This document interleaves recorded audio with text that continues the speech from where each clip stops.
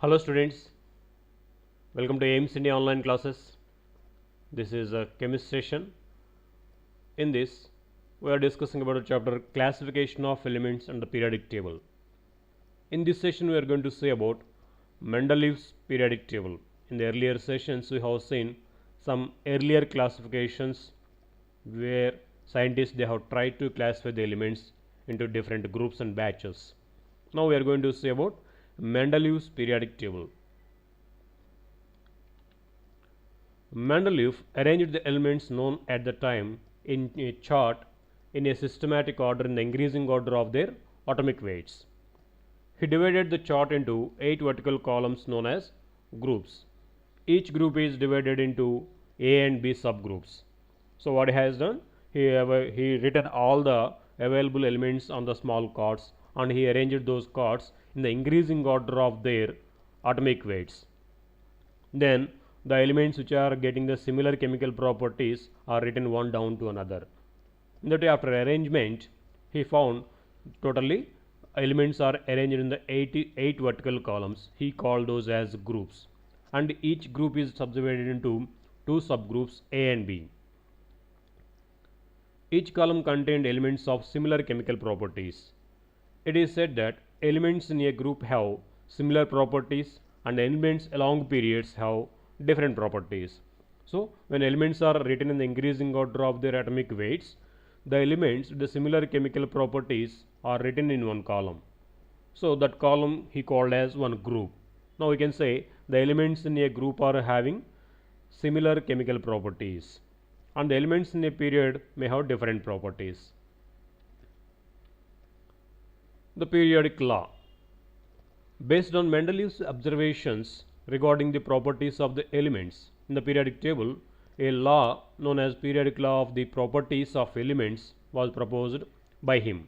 So, it states that the physical and chemical properties of the elements are periodic functions of their atomic weights. So, he stated a periodic law based upon the observations given from his periodic table. He given a law. That law states that the physical and chemical properties of the elements are periodic functions of their atomic weights. That means when elements are written in the increasing order of their atomic weights, all the elements when they are arranged in the increasing order of their atomic weights, the physical and chemical properties of the elements are being repeated periodically among the elements. So, that is the meaning of this law which was given by Mendeleev. So, we call this as Mendeleev's periodic law. Periodicity means we know repetition. That means when elements are written in the increasing order of their atomic weights, the physical and chemical properties are being repeated periodically among the elements. So, the elements which are getting periodically the similar chemical properties, he written one down to other in one column. Those all elements he called as one group elements. So, the element present in one group will be having now similar chemical properties. In that way, totally he arranged all the available elements in 8 vertical columns which he called as groups. Let us see here the Mendeleev's periodic table. So, this is a Mendeleev's periodic table which contains totally 8 vertical columns. You can observe here. So, each vertical column is called one group. First group, second group, third group till 8th group. Okay, this is Mendeleev's periodic table. Each group is called now each column is called a group now. This is one group, and in this there are two subgroups A and B. The subgroup A, subgroup B. Okay, this is Mendeleev's periodic table which contains 8 vertical columns called groups. Each group again contains two subgroups A and B. Okay, these horizontal rows we called as periods. In periods, elements are having different properties and the elements present in one group are having similar chemical properties. Now, let us see the salient features and achievements of this Mendeleev's periodic table. One among them is groups and subgroups. There are 8 vertical columns in the Mendeleev's periodic table called groups. They are represented by Roman numerals 1 to 8. Elements present in a given vertical column have similar properties. Each group is divided into two subgroups A and B. The elements within any subgroup resemble one another to a great extent. Okay, the elements present in one group will be having generally similar chemical properties, and here each group is subdivided into two subgroups A and B. The elements present in one subgroup will be having almost similar chemical properties. For example, subgroup 1A, that means first subgroup A subgroup, called alkali metals, namely lithium, sodium, potassium, rubidium and cesium, resemble each other very much. Almost these all elements are having similar chemical properties, isn't it? Yes, these all are alkali metals, they exhibit similar chemical properties. So these all kept in one subgroup, that is 1A. In that way, that subgroup division gave much clarity at the properties of the elements to understand them very easily. Next, periods.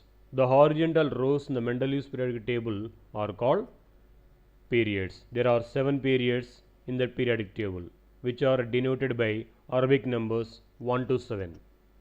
Elements in a period differ in their properties from one to another.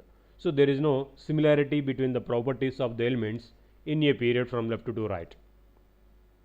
There is no comparison, but only there is comparison between the elements properties in a group. So a period comprises the entire range of elements after which properties repeat themselves. Yes, in a period elements are written in the increasing order of their atomic weights, where some other element is being repeated with the same properties with certain element, then it is written down to one other element again. It is continued in that way. Okay. And the third asset is predicting the properties of missing elements. It is very important and interesting here. Based on the arrangement of the elements in the periodic table, he predicted that some elements were missing and left blank spaces at the appropriate places in the periodic table. So he suspected that some other elements to be found still. So for them he assumed like that, and he left some blanks also in his periodic table, as there are some other elements to be found. Mendeleev believed that some new elements would be discovered definitely. So for those elements which they are going to discover in the future, he left some blanks in his periodic table. He predicted the properties of these new elements. So not only expecting new elements, he predicted the properties of those unknown elements also. That is the greatness of the Mendeleev's periodic table. He predicted the properties of these new additional elements in advance, purely depending upon his periodic table. His predicted properties were almost the same as the observed properties of those elements after their discovery. This is greatness here of Mendeleev. What he did? He predicted that he expected that some new elements to be found still. So for those new elements which are going to be discovered in the future, he left some blanks in his periodic table. Not only leaving the blanks in his table, he predicted the properties of those elements also based upon his periodic table. So how he predicted the properties? Interestingly, those new elements which were discovered later to him are having almost similar properties whatever he predicted. He named those elements, not only predicting the properties, he named those elements also tentatively by adding the prefix eka. Eka is a Sanskrit word for numeral 1 or same. So to the name of the element immediately above each empty space. So for the elements which are going to be discovered in the future, he left some blanks in his periodic table, and he predicted the properties of those elements, and he named those elements also before their discovery by giving eka at the prefix place, and the name of the element which is above that blank is added to this eka. That means similar to this element. See, eka representing one or same. Let us see some examples you can understand. The predicted properties of elements, namely eka boron, Eka aluminum and Eka silicon were almost same as those of scandium, gallium and germanium respectively, which were discovered later. So he left 3 blanks in his periodic table and 1 down to boron. So he called that he named that element which is not yet discovered as Eka boron, means Eka representing here 1 or same, and Eka boron means the element which is having similar chemical properties to that of boron, similar to boron simply to say. In the same way, similar to aluminum, it is called Eka aluminum. And one more blank he left down to silicon and he named it as Eka silicon, that means similar to silicon. And later on they have discovered those elements for which he left blanks. Those elements were named later as scandium, gallium and germanium.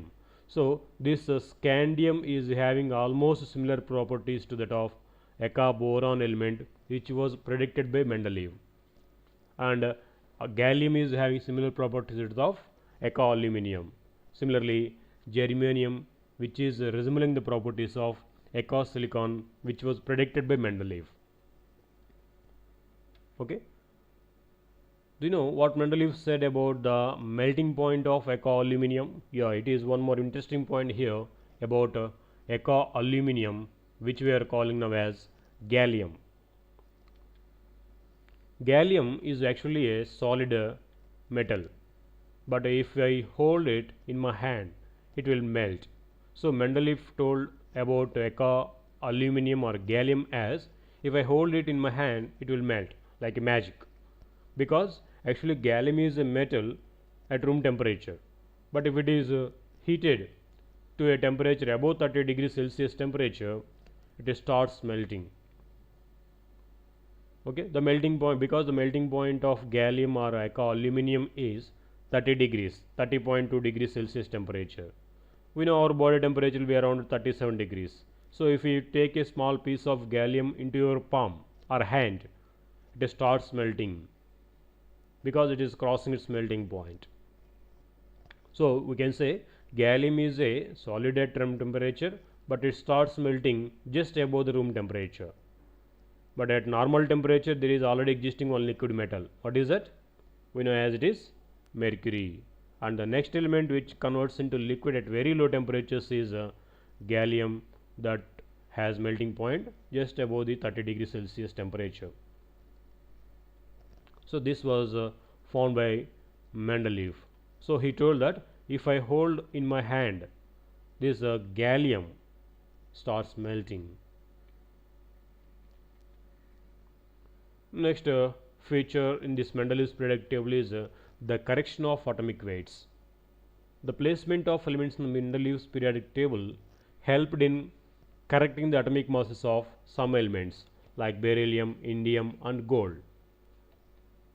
For example, at the time of Mendeleev, beryllium was given atomic weight 13.5. So we know atomic weight is equal to equivalent weight into valency. The equivalent weight of beryllium was found experimentally as 4.5 and its valency was thought as 3. So they thought it in the wrong way. So it was taken as 3 at the earlier days. So therefore the atomic weight of beryllium was given as 4.5 into 3, that is equal to 13.5. With this atomic weight, it had to be placed in a wrong group in the periodic table, because in his periodic table elements are arranged in the increasing order of their atomic weights. With the wrong atomic weight, beryllium could be placed in the wrong position in this table. He said that its valency should be only 2, then its atomic weight will be 9. If atomic weight of beryllium is 9, it would fit in the second group and its properties practically are similar to magnesium, calcium, etc. So based upon the chemical properties and the placement in the periodic table, he expected its atomic weight and he corrected the atomic weight of beryllium. It is not 13.5, it is to be 9 and its valency should be 2. In this way he predicted its valency and he corrected its atomic weight, and it is fit in the second group where its properties are being completely syncing with or being similar with other elements in that. like magnesium and calcium. In that way, its atomic weight is corrected. He also helped in the calculation of the correct atomic weights of indium and gold in this manner. In the similar way, he corrected the atomic weights of indium and gold. So, based upon the position of those elements in the periodic table and the properties of those elements, he corrected their atomic weights from the expected. Right? So, and one more, anomalous series. Some anomalous series of elements like tellurium and iodine were observed in the periodic table. The anomalous series contain elements with more atomic weight like tellurium placed before the elements with less atomic weight like iodine. This we can say actually one of the drawbacks also we can say, because here he did not follow his principle, that is increasing order of atomic weights at certain elements like tellurium and iodine. He didn't follow that principle. He written them in the reverse way to fit them in certain groups with the similar chemical properties with other elements. So, he written element tellurium which is having greater atomic weight than iodine, but he written that first to iodine. Mendeleev accepted minor inversions in the order of increasing atomic weights, as these inversions resulted in elements being placed in the correct groups. So, to fit them into correct groups with the similar chemical properties, he accepted minor inversions like writing the element with the greater atomic weight first, whereas the all remaining elements in this table were written in the increasing order of their atomic weights.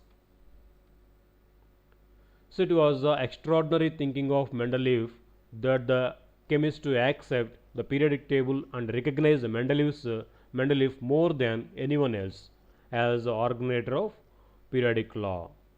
So, he was accepted by almost all the chemists, and this periodic table also accepted. And one more greatness of this is the first periodic table which could arrange all the available elements at that time which were discovered. Almost all the elements were fit into this periodic table. Okay. At the time when Mendeleev introduced his periodic table, even electrons were not discovered. Yes, even they don't know about the electrons and subatomic particles. They know as atoms as the smallest particles. Even then, the periodic table was able to provide a scientific base for the study of chemistry of elements. So, without knowing about the fundamental particles like electrons, protons, and these all, without knowing the arrangement of electrons inside the atoms, he predicted the chemical properties of the elements and he segregated them into groups and periods. That is the greatness of this. That is why we say Mendeleev as the father of periodic table. So, in his honor, 101th element was named Mendeleevium. So, to honor his greatness, 101 element is named as Mendeleevium to honor him. Of course, as it is one of the greatest prediction, but there are some limitations in the periodic table which was given by Mendeleev. One of them is anomalous pairs of elements, as we told now, as he followed that principle that increasing order of atomic weights of the elements, but at certain pairs of elements to fit them in the correct order, to fit them into the exact groups with the similar chemical properties. He did not follow his principle at a certain pairs of elements. Just now we have seen one, it is tellurium and iodine. So, there he written the element with the greater atomic weight first and then the lighter element. So, those pairs of elements where he did not follow his principle are called as anomalous pairs of elements. For example, tellurium and iodine, just now we told. See, here tellurium has greater atomic weight than iodine, but it is written first to fit into the group where its properties are being similar with the other elements. Okay. One more, dissimilar elements placed together.